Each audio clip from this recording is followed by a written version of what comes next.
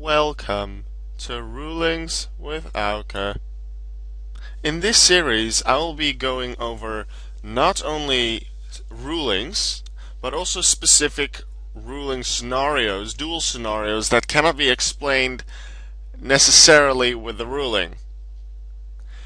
I've asked 2 days ago in my dual vlog for some suggestions, and this is the first one. This will be Junk Destroyer versus Tuner Scheme used on Check Genius Hyper Librarian. This is one dual scenario that you could be in, and I'm going to explain to you how it all works. So I'm using my second account here, Neton, so I can just switch around between the two to easily control everything. So what happens here is player 1, in this case me, has Hyper Librarian on the field and level 5 I just chose Battle Steer. Now the opponent uses Tuner Scheme because let's say Hyper Librarian was just synchro summoned. Ignore that the graveyard is empty. It was just synchro summoned. So Tuner Scheme is used, which when a synchro monster is special summoned to your opponent's side of the field, take control of that synchro monster. Remove it from play when it is destroyed. Destroy this card when that card is removed from the field. So Librarian changes control. Now Auke wants Librarian back, so the idea is to destroy Tuner Scheme to then take back Hyper Librarian. Because if Tuner Scheme is destroyed, Librarian will return to its original owner. But that's not the important ruling here. So let's go normal summon Junk Synchron and see what happens.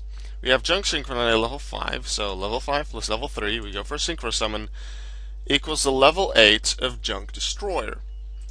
Now at this point, Junk Destroyer's effect activates. Although technically that is incorrect. It does activate, but it activates as Chainlink 2. Because at the moment of its summon, its own trigger effect activates, but Hyper Librarian has a trigger effect as well. Both are in response to the Synchro Summon of Junk Destroyer. But Hyper Librarian has a mandatory effect, and Junk Destroyer has an optional effect. So this is where SEGOC comes into play. Simultaneous effects go on chain. Normally, trigger effects can never be chain-linked 2 or higher, but with SEGOC that is possible. So here we have 2 trigger effects going in a chain.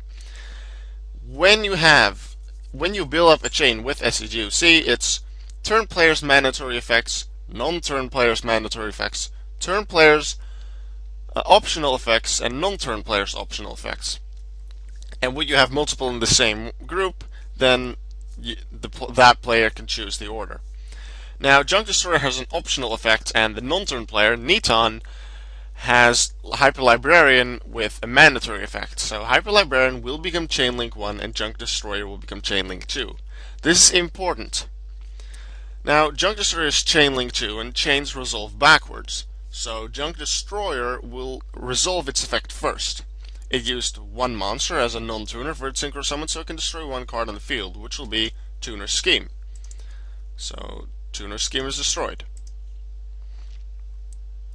Now, Hyper Librarian returns to Auke's side of the field. And then, Junk Destroyer is done resolving, now Hyper Librarian resolves. Now this is the question that was given to me in the suggestion. Who draws the card for Hyper Librarian? The effect activated when Hyper Librarian was still on the field of Neton. However, before it was able to resolve, it returned to Auke's side of the field, which made some people believe that it would resolve on Auke's field, and therefore Auke draws the card. This, however, is incorrect. This is where another ruling comes into play. Effects resolve where they activate.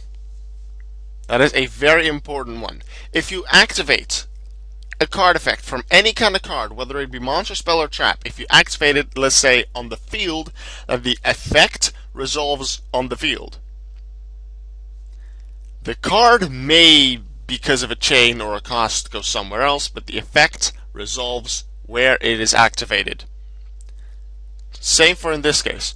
Librarian, the monster, may have switched places on the field, but the effect was activated on the field of Neton, therefore it resolves on the field of Neton. No matter where the monsters go, effects resolve where they activate. Effects resolve where they activate, and since it was activated on Neton's field, it will be Neton who draws the card for Hyper Librarian. This was episode 1 of Rulings with Auke. I hope you learned something from it. If you have any further questions, please leave them in the comments and I'll be happy to help you answer them, clear things up, explain things again if you wish. If you have any more suggestions of what you'd like to see in the next episode, let me know and I'll get to some of them later. Bye bye.